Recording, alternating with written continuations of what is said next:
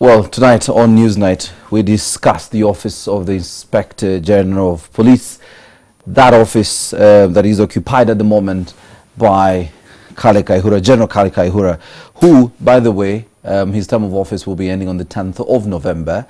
We're discussing who will be the next IGP or who might actually occupy his shoes in the next few months, probably about 2 months from now. Or will it be the IGP himself who actually takes office? That and much more, and where the police has come from in a moment. But now let me just quickly introduce the old man of the clan, as Rachel just said. Andrew, glad to have you here after a long weekend.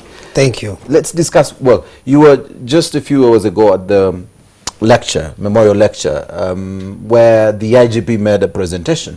And maybe we need to start from there. He has been described as somebody who's tried to militarize, or who is militarizing the police force. And maybe let's begin from there. His efforts in transforming the police force you and I know of the 80s and 90s into a more professional outfit. Would you say professional or military outfit?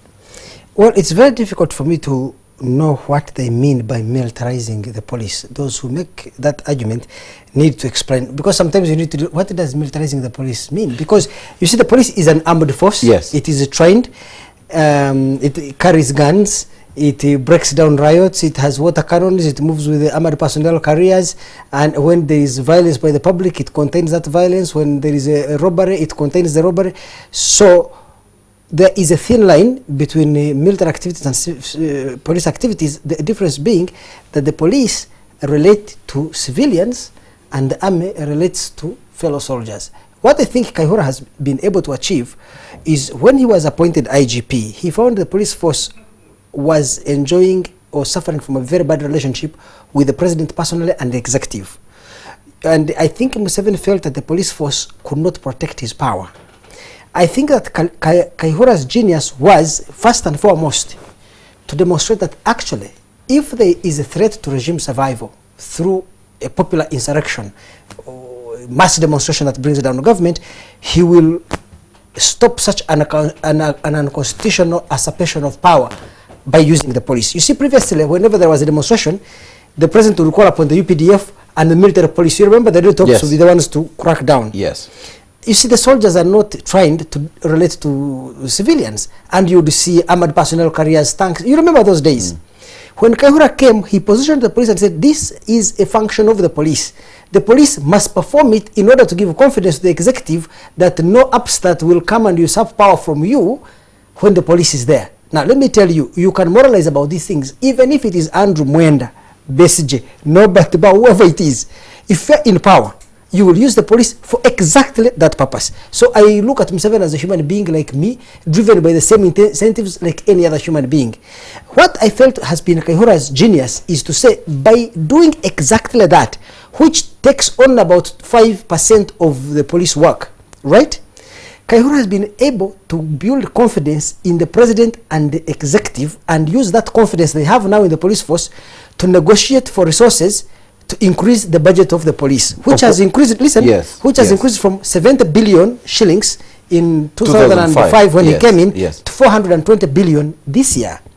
As a consequence, there are so many other activities of the police, like traffic policing, like criminal investigation, forensic investigations, the police welfare in form of the kind of, you see the quality of the uniforms that they wear. Yes. He has been able to improve the other functions of the police that serve the citizen by first serving the interests of the government.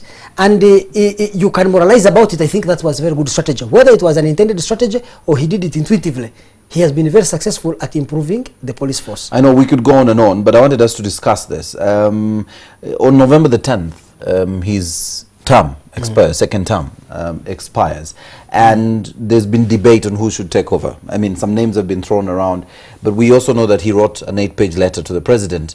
No, to the police service to the police authority. They're calling it the police authority, yes. Requesting for an extension or another term. Just help us understand whether the options we have, what is the better option? Do we stick with the IGP who has clearly shown to the president that he can do the job, or does the president actually have a better plan for the IGP? Because many actually say there is something else. You know, it is very difficult to know what President Museveni is thinking, so we can speculate. Let me speculate about it. And I want to speculate about it by putting myself in the shoes of the president. Yes. So I am President Yoweri Museveni. From 1986 to 2005, the first 20 years of my rule, I had a police force where in every election, 2006 and 2001 and even 1996, 2001 and 2006, at every police post where there was a polling station, the president got less than 10% of the vote. The police always voted against him. Whenever he forced a demonstration, my government was under threat. I had to call in upon them and the police was not there for me. The relationship between me and the police was very bad. Now I appoint this guy called Kale Kayihura. All of a sudden, at the police station, at the polling stations near the police post, the polling stations near the police stations, yes, or police barracks, yes, I am winning 90%. Whenever my enemy is threatening to overturn me in Kampala, this man cracks brutally cracks them down. Well, I don't know whether brutally, because you see, let me no, let's continue the discussion because this one will drive us away. Yes, quickly. So he organizes youth seminars, yes, and takes them before I come and address them. Perhaps, yes, he's mobilizing and takes them to for training. And Mama may be threatening me, yes, and he's counter-mobilizing youth against him. What would you do, Maurice? Yes, would you remove that IGP or keep him?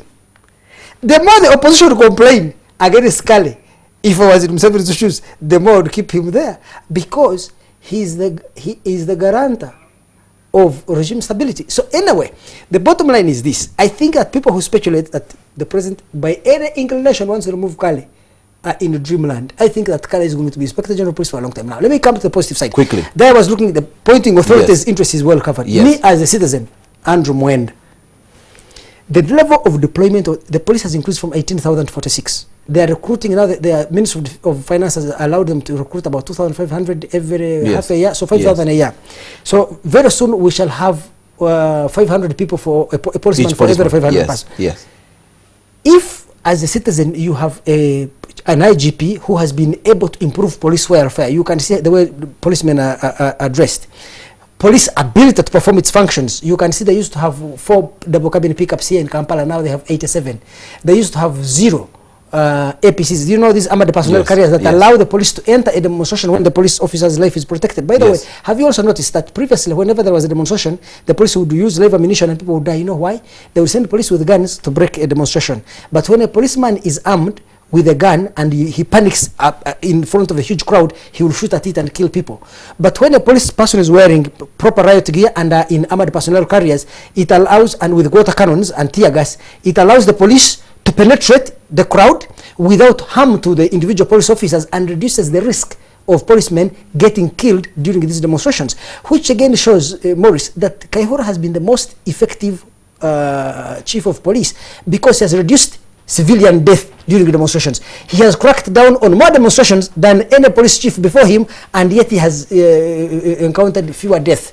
So therefore, as a citizen, he has beefed up the capacity of community investigations. He has beefed up the capacity of the intelligence arm of the police to collect intelligence and forestall crime before it takes place.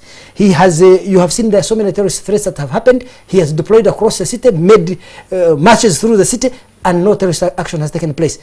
Me as a citizen, what should I get now? Of course, the members of the opposition, I understand, he has really crippled their ability, yes, to bring down the government. But let me tell you this, Maurice, I sympathize with every single criticism on corruption, on government incompetence, on nepotism. Me and the opposition are in agreement. Where I disagree with them is the nature of their demonstration. If you want to demonstrate, first organize your group. When you go onto the street, you have full and effective control over the crowd that is following you. The problem with the opposition, and my very good friend Dr. Chiza Besije, is they have people who are not organized. When people are not organized, they are a mob. A mob cannot be directed towards purposeful political behavior, because a mob is a disorganized band of people, and at best, a mob can destroy things. It can never build things. All right. So the point I'm making is this, that the opposition need to get smart. Rather than fight Kale Kayihura, they need to go back and organize. Once they move with an organized group, if Kayihura cracks down on a peaceful demonstration that is not looting, that is not throwing stones, that is not doing all this, the public will turn against him. The public, please read opinion polls, 80% of the public was against walk to work here in Kampala. All right, thank you, Andrew. We really have overstayed our time. And that was Newsnight.